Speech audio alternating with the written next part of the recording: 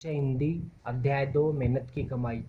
इस कहानी के माध्यम से जीवन में मेहनत के महत्व को सिखाया गया है। इस पाठ में जो है मेहनत से कमाए गए धन और बिना मेहनत से कमाए गए धन के अंतर को लेखक ने कहानी के माध्यम से समझाने का प्रयास किया है। यह कहानी एक सेठ और उसके आलसी पुत्र की है। सेठ बेटे को कमाने के लिए कहता है, पर वह कभी माँ से कभी बहन से रुपये ले लेता है और सेठ के सामने वह उन रुपयों को अपनी कमाई बताता है। सेठ उन रुपयों को कुएं में डालने के लिए कहता है और बेटा कुएं में डाल देता है, क्योंकि वो उसकी मेहनत की कमाई नहीं होती। पहले दिन वह अपनी माँ से लेता है 1 रुपया।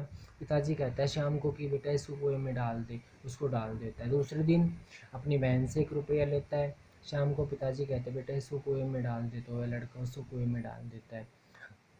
सेठ जी ने सोचा कि ऐसे तो बेटा जीवन में कमाई का महत्व नहीं समझेगा। उसने दूसरे दिन दोनों को कहीं रिश्तेदारी में भेज दिया और उसको बेटे को कमा कर लाने के लिए कहा।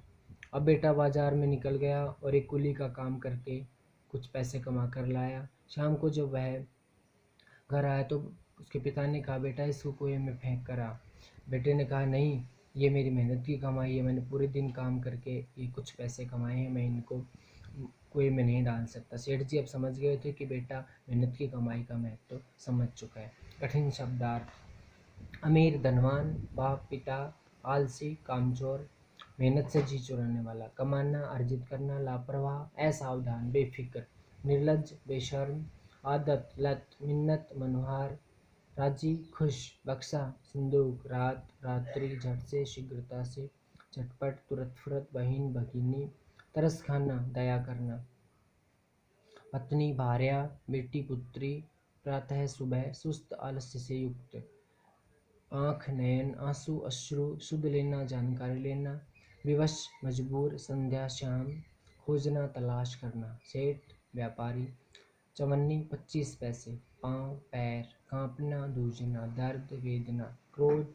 गुस्सा, मेहनत परिश्रम, हवाले सुपुर्द करना। पिता ने बेटे को बुलाकर क्या कहा? कुछ कमा कर लाने को कहा। बालक सरलता से 1 रुपया कुएं में क्यों फेंक देता था? क्योंकि वह उसकी मेहनत के बिना मिलता था और उससे कोई दुख नहीं होता था। बालक ने अंतिम दिन चवन्नी कुएं में क्यों नहीं फेंकी? क्योंकि वह उसकी मेहनत की कमाई थी, इसलिए उसने अंतिम दिन वह चवन्नी कुएं में नहीं फेंकी। बेटा दिन भर सुस्त बैठा रहा, उसकी आंखों से आंसू बहते रहे। बेटा उदास क्यों बैठा था? क्योंकि सेठ ने बालक की माँ और बहन को बाहर भेज दिया था और बेटे को कमा कर लाने पर ही रात्रि को भोजन देने की बात कही थी। अब बेटे की सुध लेने वाला कोई नहीं था, इसलिए वह उदास बैठा था।